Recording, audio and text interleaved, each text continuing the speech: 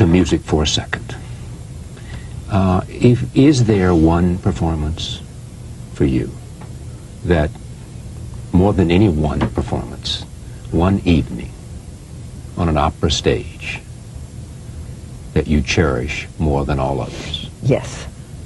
It was the opening night of Roberto Devereux when I played Queen Elizabeth. It was the only perfect performance I ever sang in my life, and I was never able to duplicate it. Why was it perfect? Everything I set out to do, I did.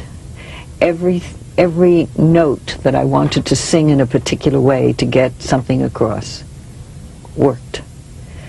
Every gesture I made, it was where it should have been, and I was never able to do it again. It was one of those nights that it didn't, it was just for me. I can remember everything about that performance. According to Lincoln Center, this rather remarkable night for Beverly Sills was not recorded. But here is a look at a 1975 performance of Roberto Devereux at Wolf Trap in Virginia.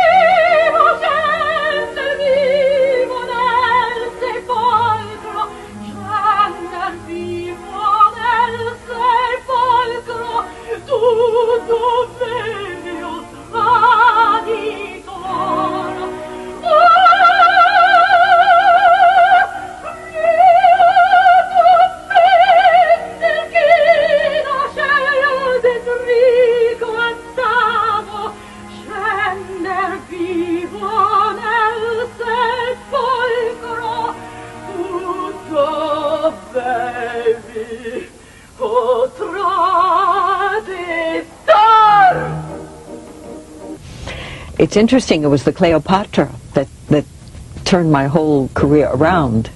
And I remember that opening night. I also remember going with Peter the next, we were living in Boston. And I remember sitting in the back of the car, you know, we went back to Boston and there were the 5 children sitting there. I knew that something spectacular had happened. The audience screamed and yelled and everything was wonderful. But I expected myself to be able to sing Cleopatra like that. There wasn't a hurdle in that score for me. I mean, I could play my age, the costumes were lovely, the singing, the Handel singing was like medicine for my voice. I expected to sing that performance that way. So when the reaction was that nice, terrific.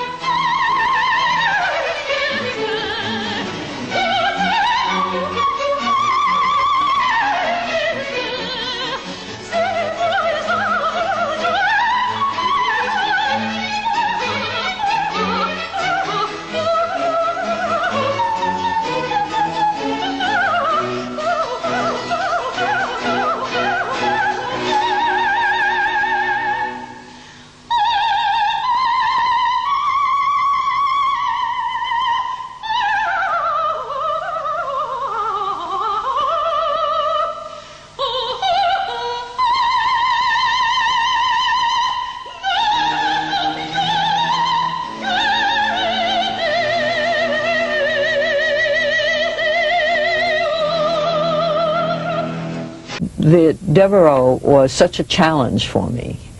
There were, 55 pounds of costume. I was 60-something years old on the stage, and I was, 25 years younger than that at the time I did it. And the score was so difficult, I cannot describe to you how difficult it is to sing Queen Elizabeth. There is no score that I've ever attempted that was that much of a challenge. And I thought, I'll do the very best I can. I thought 85-90% if I can get of what I wanted. And You got 100. it just poured out of me. I never did it again. God, I was so frustrated with that woman. I could have killed her. But, it was... I remember I took a high D pianissimo, and it just lasted and lasted. I don't know where the breath came from. I remember listening to myself and thought, drop it, kid, drop it. Don't prolong it any. It just poured out of me. Never could do that again. When you're in the midst of it, as we close this, if you're in the midst of this, is it like pitching a no-hitter, or like if you're Tiger Woods on the last day of the Masters and you're shooting, looks like a 63 or a 64, you know how good it is from moment to moment to moment. You just feel that this is something very, very special. I couldn't wait to get on the stage to start it. That was the first thing. I mean, my voice, I wasn't even thinking of my singing. I wasn't thinking of anything. All I could think of was to get on that stage and do this woman.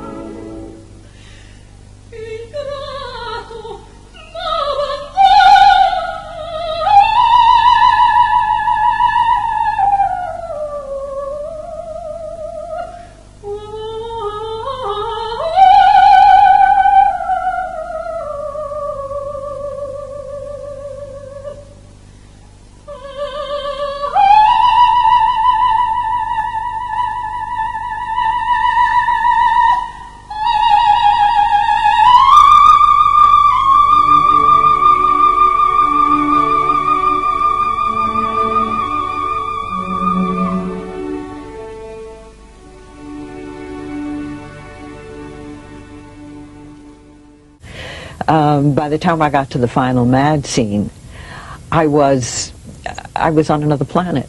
I really sort of took on this woman's body. I mean, it was a weird feeling, but what was so incredible to me was that I felt I could do anything with my voice I wanted to, and that just doesn't happen a lot. It never, to me, never happened again. It worked out just fine. My colleague Mike Wallace once introduced Beverly Sills at the beginning of a 60 Minutes piece, and he said, after going through his introduction, let's be frank, he said, I love her, and so do I. Thank you for coming. Thank you, Charlie. I love you too. Beverly Sills, thank you for joining us for the hour.